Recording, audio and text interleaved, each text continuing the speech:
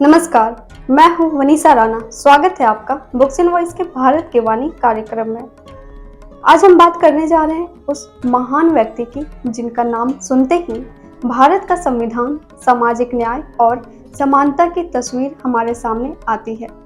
Doctor Bhimrao Ambedkar, जिन्हें हम बाबा साहेब के नाम से भी जानते हैं, दलितों के मसीहा, भारत के संविधान निर्माता और सामाजिक क्रांति के अग्रदूत। उनका जीवन संघर्ष, शिक्षा और न्याय की अद्भुत मिसाल है।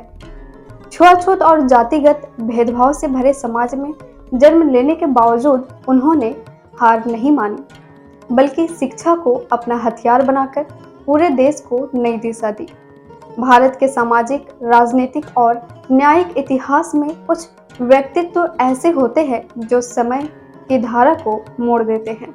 डॉक्टर भीमराव रामजी अंबेडकर ऐसे ही एक युग पुरुष थे जिन्होंने न केवल अपने समय के सामाजिक अन्याय के विरुद्ध आवाज उठाई, बल्कि आने वाली पीढ़ियों के लिए समता, स्वतंत्रता और बंधुता पर आधारित समाज की नींव रखी। उन्हें हम भारतीय संविधान के निर्माता, दलितों के मसीहा और सामाजिक क्रांति के अग्रदूत के रूप में जानते हैं।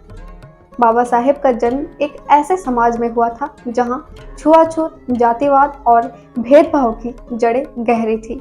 उन्होंने इस असमानता को अपनी आंखों से देखा, सहा और फिर उसके विरुद्ध दृढ़ निश्चय के साथ संघर्ष किया। उनका जीवन एक ऐसे व्यक्ति की कहानी है जिसने शिक्षा को अपना अस्त्र बनाया और ज्ञान के बल पर अज्ञानता, गरीबी और भेदभाव को चुनौती दी। वे भारत के पहले ऐसे नेता थे जिन्होंने न केवल दलितों के अधिकारों की बात की, बल्कि उन्हें सामाजिक, राजनीतिक और आर्थिक रूप से सशक्त करने के लिए नीतियां भी बनाई। डॉक्टर अंबेडकर न केवल एक महान विचारक और लेखक थे, बल्कि वे एक कुशल विधिवेता और दूरदर्शी राजनीतिज्ञ भी थे। उन्होंने भारतीय संविधान की रचना में प्रमुख भूमिका निभाई और उसमें समावेशी लोकतंत्र की नींव डाली। उन्होंने जाति उन्मूलन, स्त्री अधिकार, मजदूर कल्याण और धर्मांतरण जैसे मुद्दों पर साहसिक कदम उठाए। इस प्रस्तावना के माध्यम से हम डॉक्टर अंबेडकर के जीवन, उनके संघर्षों, उपलब्धियों और विचारधारा को विस्तार से जानने का प्रयास करेंगे। उनका जीवन न केवल दलित समाज के लिए, बल्कि संपूर्ण मानवता के लिए प्रेरणा स्रोत है। वे एक ऐसे नेता थे जिन्होंने जाति, धर्म और वर्ग की सीमाओं को लांघकर सबके लिए न्याय और समानता का मार्ग प्रशस्त किया। तो आइए जानते हैं बाबा साहेब भीमराव अंबेडकर का जीवन परिचय और उस महान यात्रा को। डॉक्टर भीमराव अंबेडकर। एक बार स्कूल में पढ़ने वाले दो विद्यार्थी अपने पिता से मिलने गए। दोनों मैसूर के रेल स्टेशन पर गाड़ी से उतरे और वहीं से आगे जाने के लिए उन्होंने एक बैलगाड़ी किराए पर की। कुछ ही दूरी गाड़ी में चले होंगे कि गाड़ीवान को मालूम हुआ कि दोनों लड़के महार हैं। उसने तुरंत ही गाड़ी रोकी और आगे से गाड़ी का जुआ ऊपर उठा दिया। बस दोनों लड़के लुढ़क कर नीचे आ गिरे। इतने पर ही गाड़ीवान का गुस्सा शांत नहीं हुआ। उसने आसमान सिर पर उठा लिया और दोनों को जी भरकर गालियां दी। तीसरा प्रहर हो चला था।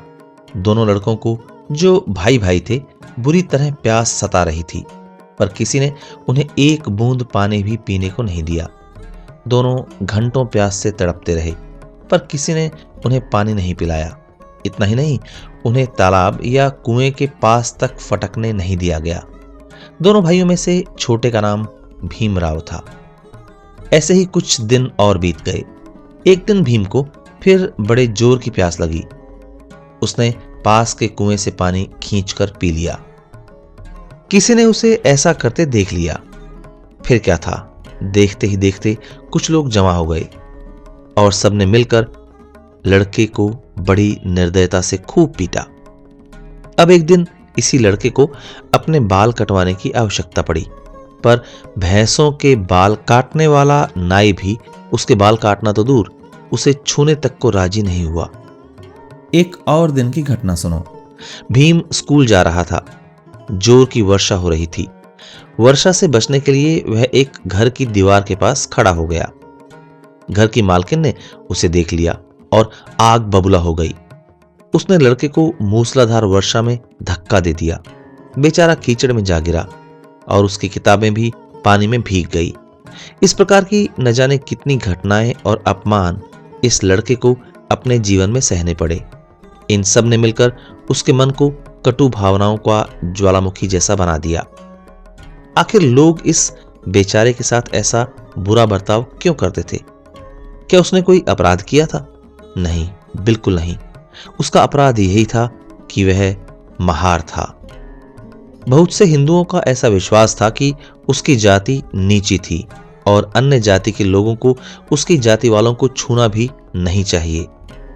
महार जाति की तरह और भी कितनी ही जातियां हमारे देश में हैं जिन्हें अस्पृश्य या अछूत कहा जाता है और हजारों वर्षों से उनके साथ अन्याय होता चला आया है।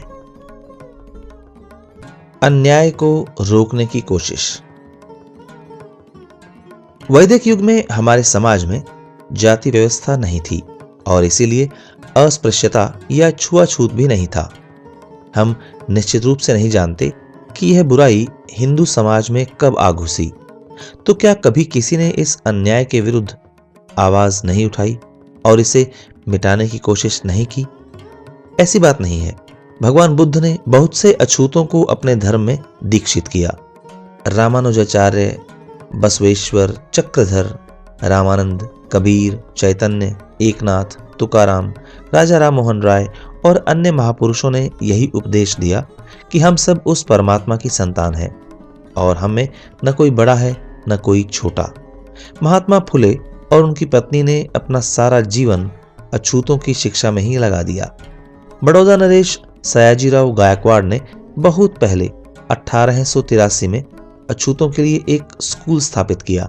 इस प्रकार हिंदू समाज के बहुत से विचारशील नेता कई सौ वर्षों से अस्पृश्यता को मिटाने के लिए प्रयत्न करते रहे हैं। भारत के स्वतंत्र होने से पहले और बाद में भी बहुत से महापुरुषों ने सत्य और अपने अपने सिद्धांतों के लिए अपने जीवन की बलि दी। अंबेडकर जी भी ऐसे ही महापुरुषों में से थे। ऊंच नीच का भाव हिंदू समाज में बुरी तरह घर कर गया था। अंबेडकर जी ने इसके कारण बड़े कष्ट और यातनाएं सही। वे डटकर इस भेदभाव के विरुद्ध लड़े। आगे चलकर वह स्वतंत्र भारत के विधि मंत्री बने। छुआछूत के कानून बनाने और इसको मिटाने के लिए आवश्यक वातावरण तैयार करने का श्रेय अंबेडकर जी को ही है। आरंभिक जीवन। महाराष्ट्र के रत्नागिरी में एक गांव है, आंबावाड़े। भीमराव इसी गांव के एक निवासी रामजी सकपाल के पुत्र थे। वे अपने माता पिता की 14वीं संतान थे। रामजी संत कबीर के बड़े भक्त थे। रामजी का जात पात और धर्मों के भेदभाव में तनिक भी विश्वास नहीं था। उनका विश्वास था कि हरि भजन करने वाले परमात्मा को पा सकते हैं। आम्बेडकर का जन्म 14 अप्रैल 1891 को हुआ था। उनका पूरा नाम भीमराव रामजी आंबावाडेकर। आम्बेडकर के जन्म के बारे में एक कथा है। रामजी सकपाल के चाचा साधु थे। उन्होंने रामजी को एक बार आशीर्वाद दिया कि तुम्हारे यहाँ एक ऐसा पुत्र जन्म लेगा जिसका सारे संसार में नाम होगा। इसी आशीर्वाद के बाद भीमराव का जन्म हुआ। उनकी माता तो तभी स्वर्ग सिधार गईं जब वे केवल 5 वर्ष के ही थे। अस्पृश्यता का शूल। अंबेडकर जी जब स्कूल में पढ़ते थे तभी से उन्हें छुआछूत के शूल की चुभन अनुभव होने लगी। वह अपनी कक्षा के दूसरे विद्यार्थियों के साथ नहीं बैठ सकते थे। वे अपने हाथ से लेकर पानी नहीं पी सकते थे। जब कोई ऊपर से पानी डालकर उन्हें पिलाता तभी पी सकते थे। फिर भी उन्हें एक हाथ से अपने मुंह को ढकना पड़ता। बालक अंबेडकर की समझ में नहीं आता कि क्यों उनके साथ ऐसा व्यवहार होता है। इस तरह के अपमान और उससे उत्पन्न होने वाली पीड़ा ने उनके बालक मन पर गहरा प्रभाव डाला। लड़कपन में ही उन्होंने अनुभव किया कि छुआछूत हिंदू धर्म पर एक कलंक है और तभी से उन्होंने इसे मिटाने के लिए कमर कस ली। लड़ना तो उनके रक्त में ही बसा था। महार लोग लड़ाकू सिपाही थे। उनके पिता रामजी सकपाल भी सेना में रह चुके थे। बचपन से ही अंबेडकर जी दृढ़ निश्चयी थे। एक बार की बात है, बड़े जोर की वर्षा हो रही थी। बालक अंबेडकर ने कहा, मैं स्कूल अवश्य जाऊंगा। उनके अन्य साथियों ने कहा, बेकार की शेखी मारता है, ऐसी मूसलाधार वर्षा में भला तू कैसे स्कूल जा सकता है। पर वैसी वर्षा में यह बालक स्कूल जाकर ही माना, और वह भी बिना छाता लिए। आंबा वाडेकर से आम्बेडकर। भीमराव जब हाई स्कूल में पढ़ते थे तो एक ब्राह्मण अध्यापक उन्हें उनकी तीव्र बुद्धि के कारण बहुत पसंद करने लगे। वह अध्यापक उन्हें इतना चाहने लगे कि अध्यापक ने भीमराव का नाम आंबा वाडेकर से बदलकर आम्बेडकर कर दिया। जब भीमराव के पिता ने दूसरी शादी कर ली तो इसका उनके मन पर कुछ अलग ही प्रभाव पड़ा। उन्होंने निश्चय कर लिया कि अब मैं अपने ही पैरों पर खड़ा होऊंगा, और इसके लिए एक ही रास्ता था कि खूब पढ़ा जाए। इस समय वह लड़के ही थे। उन्होंने सोचा कि मुंबई जाकर ही क्यों न पढ़ा जाए, पर समस्या थी पैसे की। वह कहां से आता? पहले तो प्रवास का किराया ही चाहिए। उन्होंने 3 दिन तक अपनी चाची का बटुआ चुराने की कोशिश की और आखिर चुरा ही लिया, पर इसमें निकला केवल आधा आना, अर्थात आजकल के 3 पैसे। पर अगले ही दिन उन्हें अपने इस कुकर्म पर बड़ी शर्म आई और मन ग्लानि से भर गया। बस उन्होंने चाहे जितना भी संघर्ष करना पड़े, चाहे जितनी भी मुसीबतें उठानी पड़े, अपने ही पैरों पर खड़े होने का संकल्प कर लिया। भीम को बचपन से ही किताबों का बड़ा शौक था और वह पढ़ने से कभी नहीं थकते थे। उनके पिता अपने पुत्र के लिए उधार लेकर भी पुस्तकें खरीद कर देते और उसकी पढ़ने की भूख को शांत करने का यत्न करते। हाई स्कूल की पढ़ाई। उन्होंने बंबई पहुंचकर एल्फिंस्टन हाई स्कूल में प्रवेश लिया। उनके परिवार को एक ऐसे मोहल्ले में मकान मिला जिसमें बेहद गरीब लोग रहा करते थे। पूरे परिवार के लिए एक ही कमरा था और सोना, रहना, पढ़ना और खाना बनाना सब कुछ इसी में। इसमें 2 लोगों के एक साथ सोने लायक भी स्थान नहीं था। भीम जल्दी ही सो जाते थे। उनके सिर के पास रहती थी आटा पीसने की चक्की और पैरों के पास बंधी रहती थी बकरी।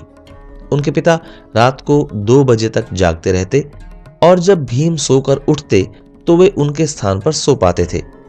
भीम उठकर मिट्टी के तेल की चिमनी जलाते और पढ़ने बैठ जाते। हाई स्कूल में पढ़ते हुए ही उन्हें एक ऐसा आघात लगा जिसे वह आजन्म भूल नहीं सके। भीमराव संस्कृत पढ़ना चाहते थे। स्कूल के अन्य छात्र संस्कृत पढ़ सकते थे, किंतु उन्हें हुक्म मिला कि वह महार हैं, इस कारण उन्हें संस्कृत नहीं पढ़नी चाहिए। विदेशी लोग जो हिंदू भी नहीं थे वे संस्कृत पढ़ सकते थे, इस पर कोई उंगली नहीं उठाता था, पर भीमराव संस्कृत भी नहीं पढ़ सकते थे। इस घोर अन्याय ने उन्हें और भी कटु बना दिया, किंतु अपने जीवन में आगे चलकर अंबेडकर जी ने संस्कृत अवश्य पढ़ी। एक अध्याय की समाप्ति। अंबेडकर जी ने मैट्रिक की परीक्षा पास कर ली। उस समय वे 17 वर्ष के थे। उसी वर्ष रमाबाई के साथ उनका विवाह मुंबई के भायखला मार्केट के एक शेड में हुआ। एल्फिंस्टन कॉलेज से उन्होंने इंटरमीडिएट की परीक्षा पास की और 1912 में बीए की डिग्री प्राप्त की। 1913 में अंबेडकर जी के पिता का भी स्वर्गवास हो गया। उस समय अंबेडकर जी बड़ौदा के महाराज के यहाँ नौकरी कर रहे थे। इस प्रकार उनके जीवन संघर्ष का एक अध्याय समाप्त हुआ और दूसरा आरंभ हुआ।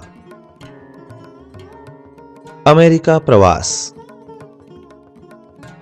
बड़ौदा के महाराज ने भीमराव अंबेडकर को उच्च शिक्षा के लिए अमेरिका भेज दिया। अमेरिका में अंबेडकर जी को एक नए जीवन का अनुभव मिला। वहां किसी प्रकार की अस्पृश्यता या छुआछूत नहीं थी। अमेरिका के इस वातावरण में उन्होंने अपने मित्र को लिखे एक पत्र में महान नाटककार शेक्सपियर की कुछ पंक्तियां लिखी, जिनका आशय था कि हर आदमी के जीवन में कई बार एक ऊंची लहर आया करती है। अगर वह इस अवसर का सदुपयोग कर लेता है तो यह उसे अपने सौभाग्य की ओर ले जाती है।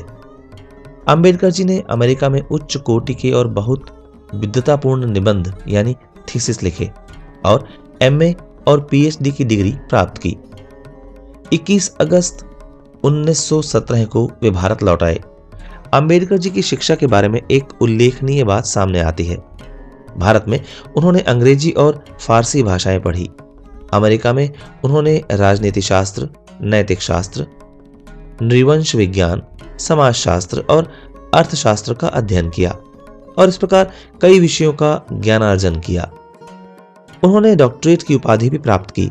अपने शिक्षा काल में भी अंबेडकर का मन क्रांतिकारी विचारों से भरपूर था। उसी समय उन्होंने यह अटल निश्चय किया कि मैं नीची जातियों के साथ होने वाले अन्याय को हटा कर रहूंगा। इस प्रकार वे हिंदू समाज में एक क्रांति लाना चाहते थे, किंतु क्रांतिकारी बनने से पहले उन्होंने ज्ञान वृद्धि करना आवश्यक समझा और यह बहुत महत्वपूर्ण बात थी। इसी कारण उनके विचार खोखले और पिछड़े नहीं थे, बल्कि उनके पीछे ज्ञान और विद्या का ठोस आधार था। अपने इसी आधार के कारण वे भारत का संविधान बनाने में बहुत महत्वपूर्ण भूमिका निभा सके। फिर अन्याय और अपमान। बड़ौदा लौटने पर उन्हें एक उच्च पद पर नियुक्त किया गया। वे अमेरिका से डॉक्टरेट लेकर लौटे थे।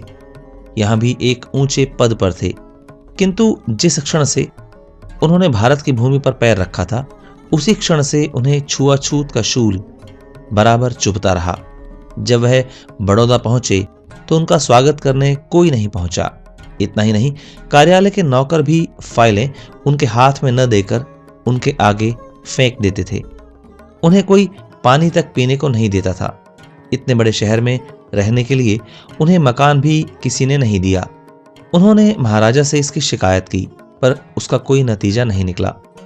यहां तक कि गैर हिंदू भी उनसे अच्छा व्यवहार नहीं करते थे। परिणामतः उनके मन में एक ज्वाला धधकने लगी। कुछ ही दिनों में वे मुंबई लौट आए। 1920 में अंबेडकर जी ने बैरिस्ट्री की पढ़ाई के लिए लंदन को प्रस्थान किया। लंदन के ब्रिटिश म्यूजियम यानी संग्रहालय का पुस्तकालय बहुत अच्छा है। यह प्रातः 8 बजे खुलता था और प्रतिदिन 8 बजे अंबेडकर जी वहां मौजूद होते थे और शाम को 5 बजे तक वहां पुस्तकें पढ़ते रहते थे। लंदन में उनका संपर्क असनोदकर नामक एक विद्यार्थी से आया। यह धनी परिवार का युवक था, पर उसका मन पढ़ने में नहीं लगता था। एक दिन अंबेडकर जी ने उससे कहा, तुम्हारे घर वालों ने बेशक बहुत सा धन जमा कर लिया होगा, पर यह भी सोचो कि तुमने मनुष्य जन्म पाया है और जीवन का तुम्हारा कोई लक्ष्य होना चाहिए। सरस्वती तुम्हारी दासी नहीं कि जब तुम चाहो तब तुम्हारे पास चली आएगी। इसलिए जब वह मिले तभी उसका आशीर्वाद ले लो। 1922 में अंबेडकर जी बैरिस्टर बन गए और अगले वर्ष भारत लौट आए। मूक नायक।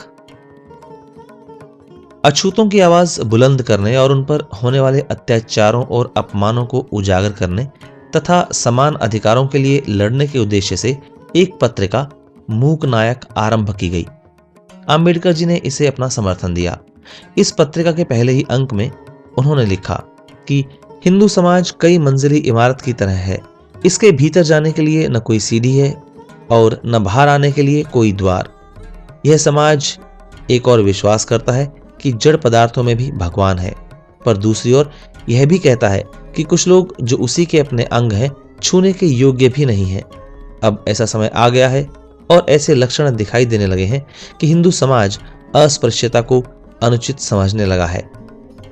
कोल्हापुर के शाहू महाराज ने अछूतों के लिए निःशुल्क शिक्षा के प्रबंध किए और उनमें से बहुतों को नौकरियां दी। 1924 में वीर सावरकर, जो एक महान स्वतंत्रता सेनानी थे, अंडमान की जेल से छूट कर आए और उन्होंने भी अस्पृश्यता के विरुद्ध संघर्ष छेड़ दिया। महात्मा गांधी ने भी छुआछूत मिटाने के लिए व्यवहारिक कदम उठाए। चवदार ताल। अंबेडकर जी को स्वयं छुआछूत के कारण होने वाले अपमान और अन्याय का बड़ा कटु अनुभव था। वह अछूतों के लिए दूसरों से दया की भीख नहीं मांगना चाहते थे। उनका विचार था कि दूसरे अछूतों को ऊपर नहीं उठा सकते।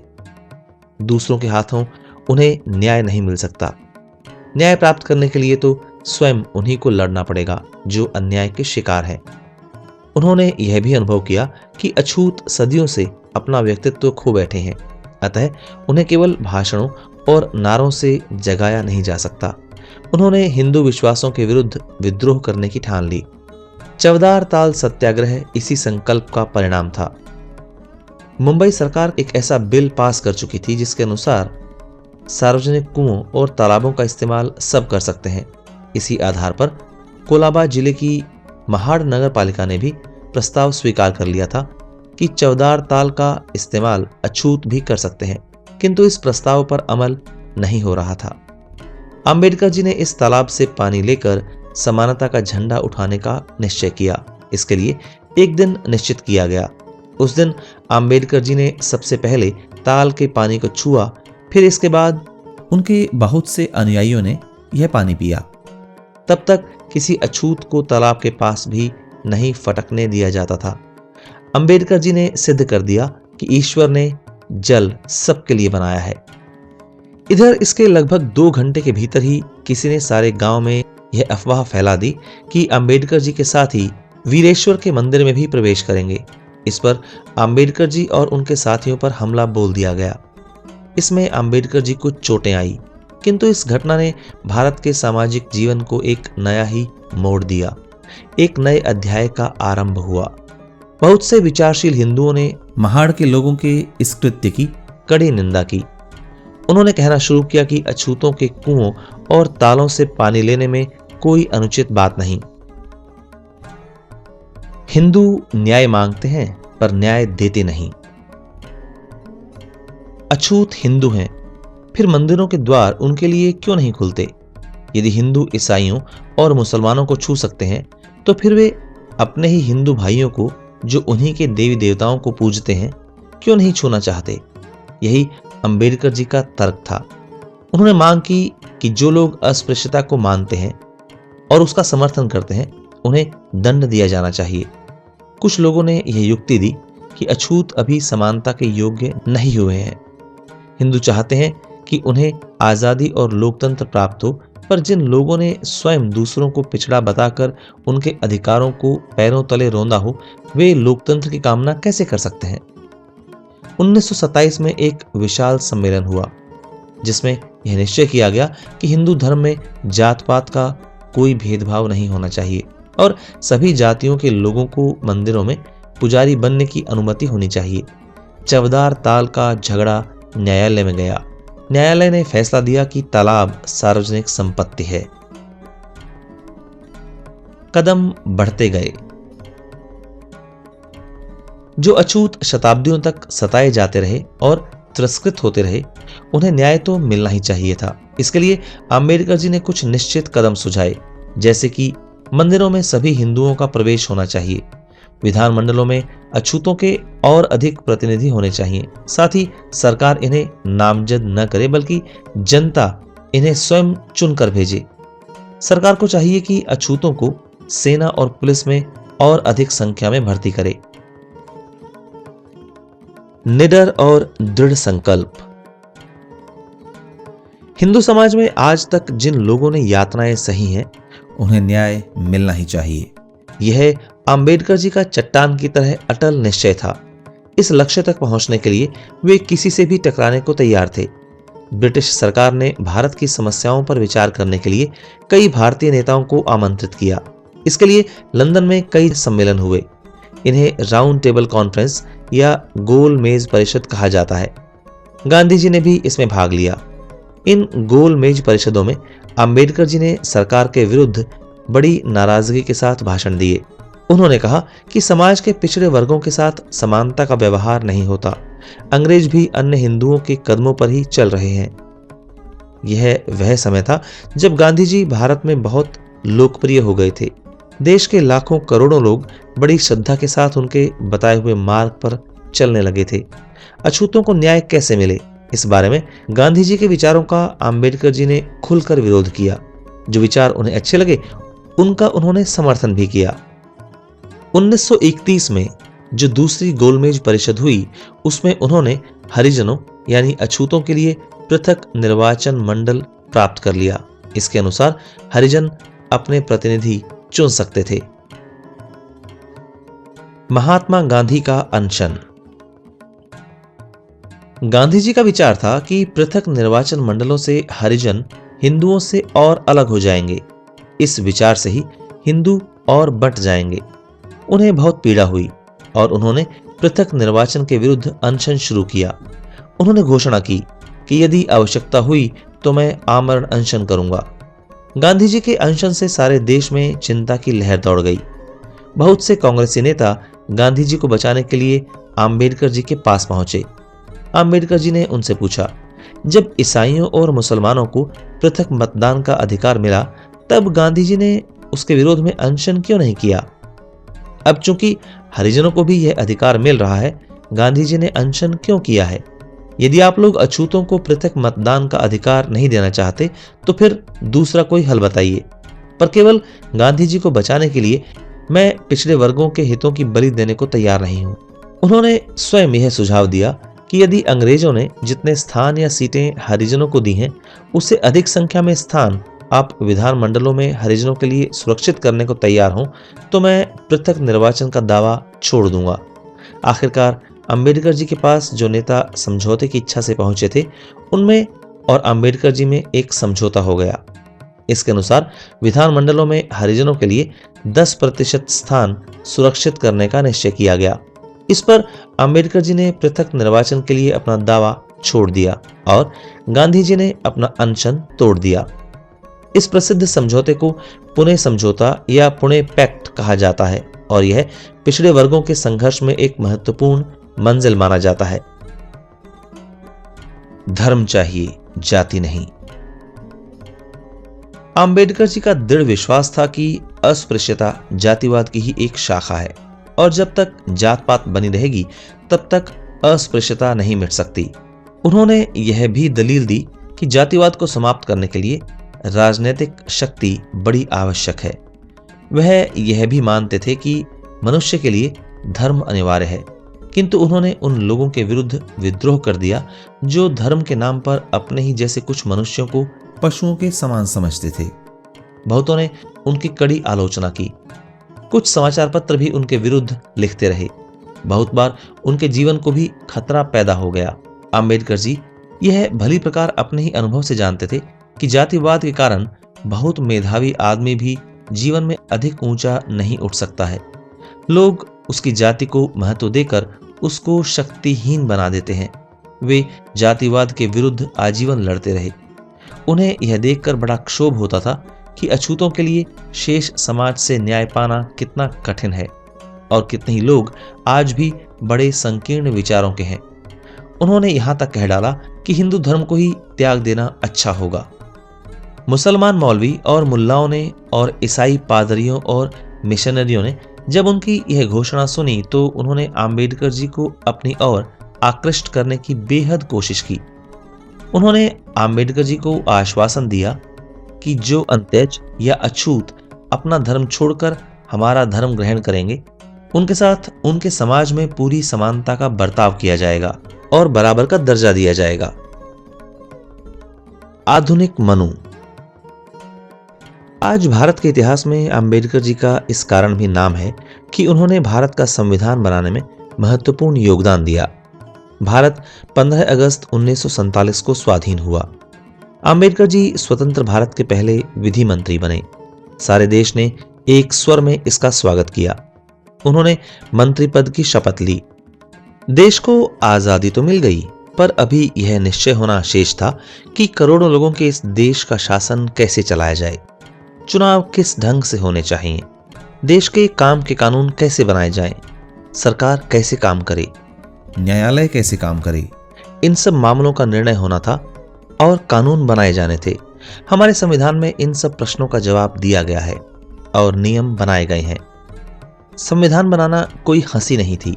बहुत से देशों के संविधान का अध्ययन, विधि का गहरा ज्ञान, भारतीय इतिहास से घनिष्ठ परिचय, धैर्य और विभिन्न मतों को तोलने की बुद्धिमत्ता, इन सब गुणों की परम आवश्यकता थी।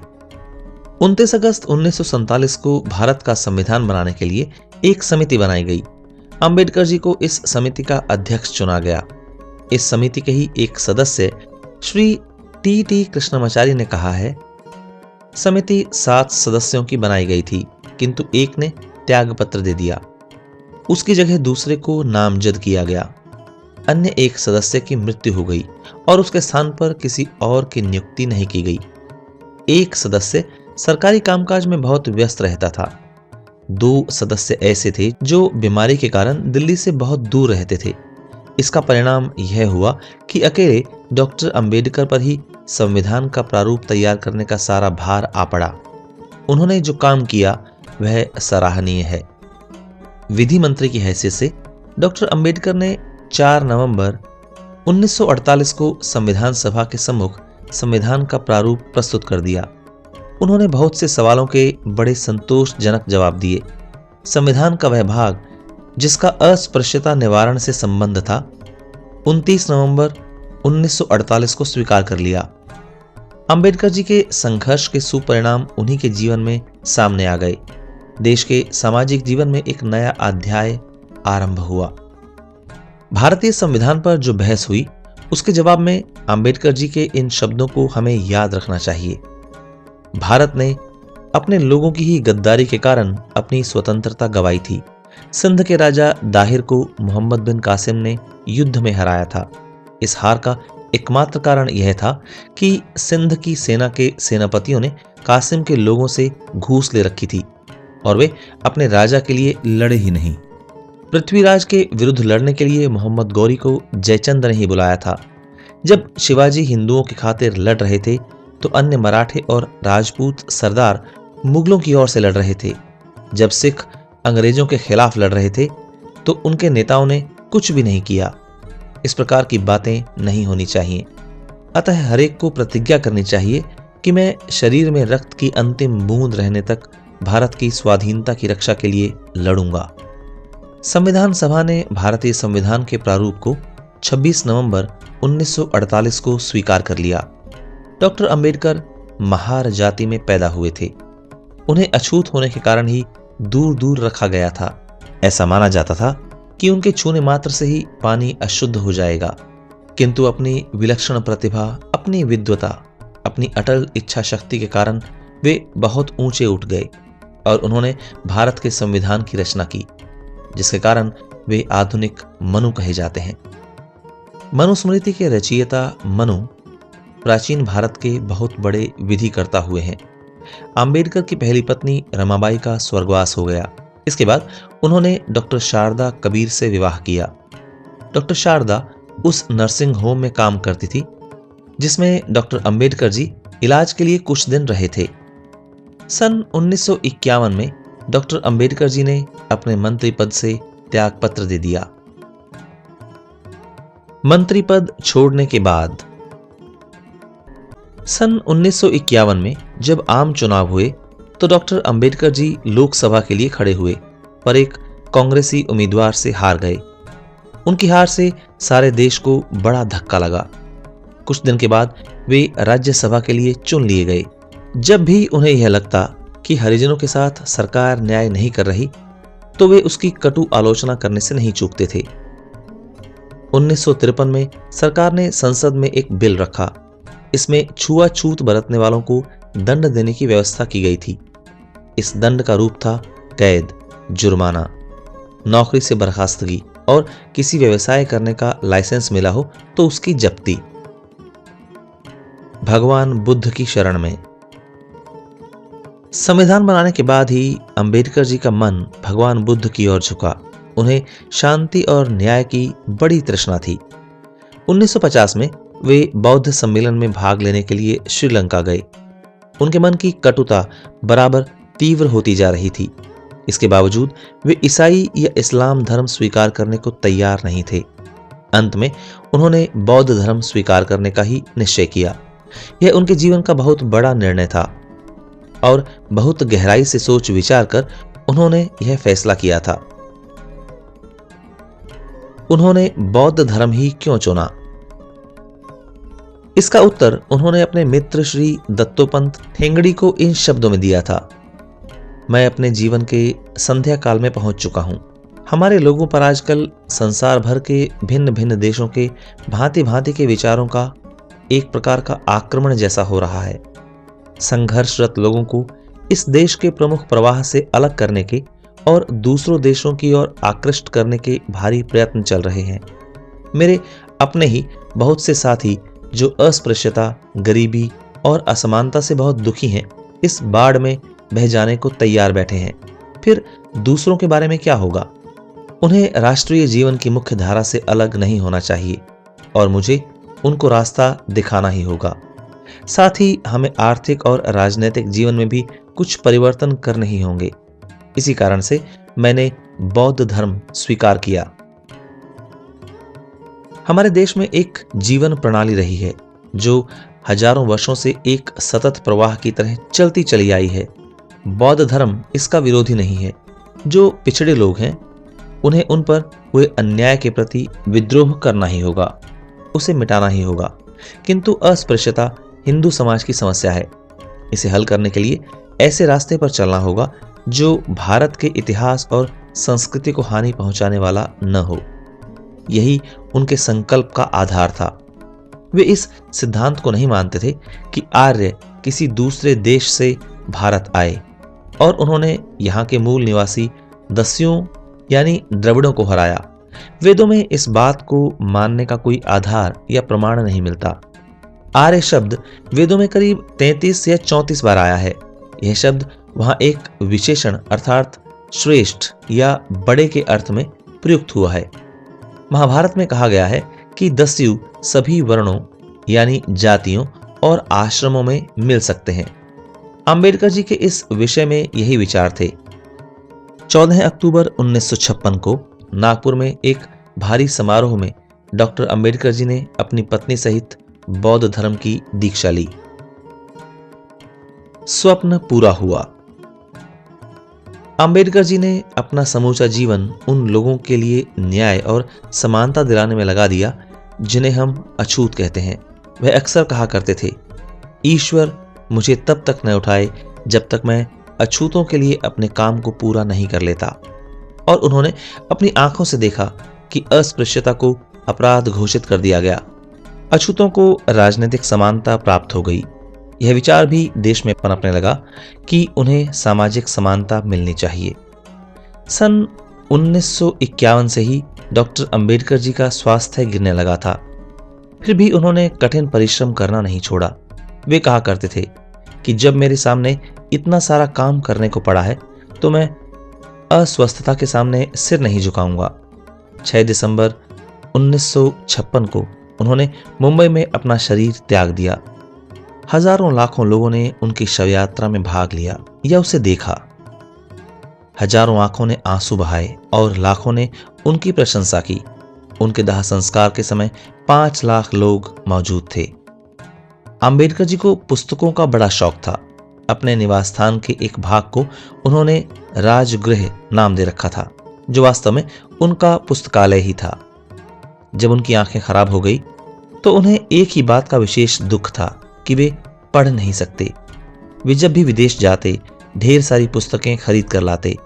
एक बार न्यूयॉर्क में उन्होंने 2000 से भी अधिक पुस्तकें खरीद डाली।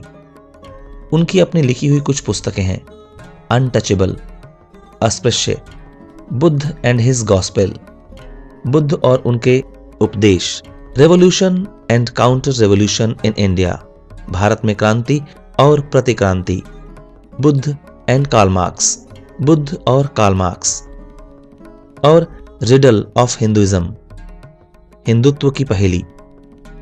उनके ग्रंथों से पता चलता है कि उनका अध्ययन कितना विशाल, उनकी जानकारी कितनी अथाह थी और वे कितने स्वतंत्र विचारक थे। कुछ समय उन्होंने औरंगाबाद में भी बिताया। वहां उन्होंने देखा कि कॉलेज के इतने बड़े अहाते में एक भी वृक्ष नहीं है। उन्होंने नियम बना दिया कि जो कोई उनसे मिलना चाहे पहले एक पौधा लगा कर आए। जो ऐसा नहीं करेगा वे उससे नहीं मिलेंगे। तरकीब काम कर गई। देखते ही देखते कॉलेज के अहाते में 100 से भी अधिक पौधे लगा दिए गए। एक बार उन्होंने किसी से कुछ नहीं कहा और खुद फावड़ा और कुदाल लेकर झाड़ी साफ करने लगे। वास्तव में उनके क्रोध की जड़ उनकी दयालुता थी और यही कारण था कि उनके जीवन के अंतिम दिनों में वे भगवान बुद्ध की शरण में गए, जिन्हें दया का सागर माना जाता है। उनका हृदय उन दुखियों की दशा को देखकर पिघल जाता था जो आदमी होकर भी पशुओं से गया बीता जीवन जी रहे थे। न उन्हें वह न्याय मिल पा रहा था, न वह सम्मान जिसका हर मनुष्य अधिकारी है। इसी कारण वे अस्पृश्यता के विरोधी थे। उन्होंने यह भी अनुभव किया कि मनुष्य को धर्म की आवश्यकता है। उनका कहना था, केवल रोटी ही काफी नहीं, मनुष्य के पास मस्तिष्क भी है और उसके लिए भी भोजन चाहिए। धर्म मनुष्य को आशा बांधता और उसे कर्मशील बनाता है। उनके अनुयायियों में एक वृद्ध सज्जन थे। एक बार उन्होंने अंबेडकर जी से जाकर कहा, मैंने भगवान का कुछ व्रत लिया है और अपना व्रत पूरा करने के लिए आपकी अनुमति चाहता हूं। अंबेडकर जी ने मुस्कुराते हुए कहा, आपसे किसने कहा कि मैं ईश्वर में विश्वास नहीं करता? जाओ, जैसी इच्छा हो करो। एक बार एक बूढ़ी स्त्री ने रात के 2 बजे आकर उनका द्वार खटखटाया और रोते हुए बताया कि मेरा पति बहुत बीमार है। मैं 12 घंटे से उसे अस्पताल में भर्ती कराने की कोशिश कर रही हूँ। मुझे वहां पर यह जवाब मिला कि कोई बिस्तर खाली नहीं है। अंबेडकर जी उसी समय स्वयं उसके साथ अस्पताल गए और उस स्त्री के पति को अस्पताल में भर्ती करा कर लौटे। एक बार जब डॉक्टर अंबेडकर कॉलेज के प्रधानाध्यापक पद से त्यागपत्र दे चुके थे, एक लड़का रोता हुआ उनके पास आया। यह लड़का ब्राह्मण था और बहुत ही गरीब भी था। उसे पिछले 2 वर्ष तक छात्रवृत्ति मिलती रही थी, पर उसे संदेह था कि कहीं ऐसा न हो कि अंतिम वर्ष उसे छात्रवृत्ति न मिले। डॉक्टर अंबेडकर उसकी दुख भरी कहानी सुनकर दुखी हुए और उसे काफी सांत्वना दी। उसे बैठाकर खाना खिलाया और चलते हुए उसे 50 रुपए दिए।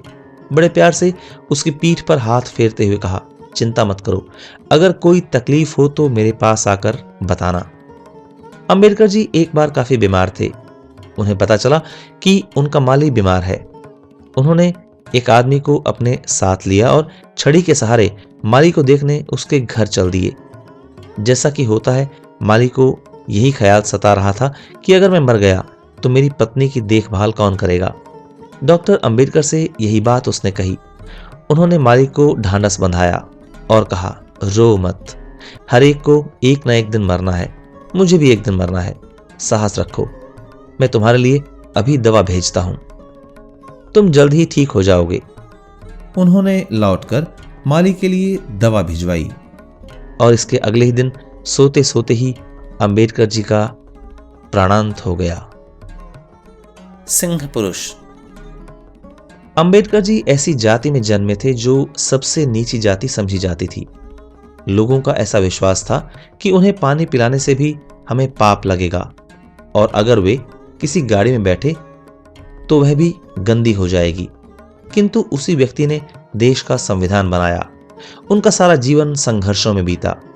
इसमें कोई आश्चर्य नहीं कि लोग उन्हें प्यार और आदर से बाबा साहब कहते थे। भीमराव अंबेडकर एक ऐसे सिंह पुरुष थे, शेर दिल इंसान थे जो बड़ी वीरता से समानता, न्याय और मानवीयता के लिए आजन्म लड़ते रहे। डॉक्टर भीमराव अंबेडकर का जीवन केवल एक व्यक्ति की कहानी नहीं, बल्कि करोड़ों दबे कुचले, वंचित और पीड़ित लोगों की आवाज है।